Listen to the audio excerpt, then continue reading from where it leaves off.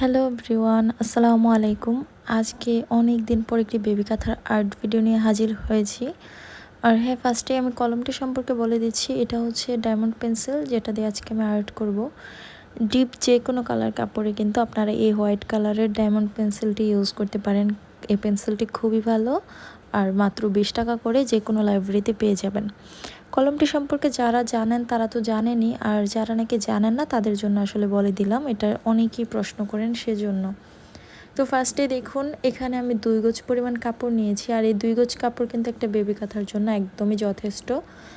এই baby কাঁথাটির size হবে 32 inch by 34 ইঞ্চি। বেবির বয়স 0 থেকে 2-2.5 বছরের বেবি পর্যন্ত ইউজ করতে পারবে। তো ফার্স্টে আমি একটা কর্নার থেকে ডিজাইনটি করা আরম্ভ করেছি। আপনাদের কাছে যদি আজকের ভিডিওটি ভালো লাগে, ভিডিওতে অবশ্যই একটি লাইক করবেন। আর আরও নতুন নতুন আর্ট এবং সেলাই ভিডিও দেখতে চাইলে আমার চ্যানেলটিকে কিন্তু সাবস্ক্রাইব করার কথা একদমই ভুলবেন না। আর এই কাঁথাগুলো কিন্তু আমরা আর্ট এবং সেলাই করা দুভাবে বিক্রি করে থাকি।